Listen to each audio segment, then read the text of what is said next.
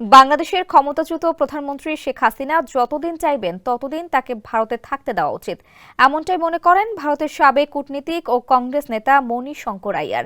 একই সঙ্গে দুই দেশের মধ্যে কূটনৈতিক আলোচনা অব্যাহত রাখার গুরুত্ব তুলে ধরেন তিনি। গত মাসে ভারতীয় পররাষ্ট্র সচিব বিক্রম মিশ্রির ঢাকা সফর নিয়ে সন্তোষ প্রকাশ করেন মণিশঙ্কর। তিনি বলেন, বাংলাদেশে অন্তর্বর্তী সরকারের সঙ্গে মন্ত্রী পর্যায়ে নয়াদিল্লির যোগাযোগ স্থাপন করা উচিত। শেখ হাসিনাকে ফেরত পাঠানোর বিষয়ে তিনি বলেন, শেখ হাসিনা আমাদের জন্য অনেক ভালো কাজ করেছেন। আমি আশা করি এই বিষয়ে আমরা কখনো দ্বিমত হব না। তাকে আশ্রয় দেওয়ায় ভারতীয়রা খুশি। তাই মোদী সরকারের উচিত তিনি যতদিন চান তাকে আতিথেয়তায় রাখতে হবে, এমনকি যদি তার সারা জীবনের জন্য হয়। স্যান্ডেলিনা সো, রূপচর্চায় আভিজাত্য। ছাত্র জনতার অভ্যুত্থানের কারণে গত বছরের 5 আগস্ট ভারতে পালিয়ে যান 77 বছর বয়সী হাসিনা। এর মাধ্যমে বাংলাদেশে আওয়ামী লীগের টানা 16 বছরের দুঃশাসনের পরিসমাপ্তি ঘটে।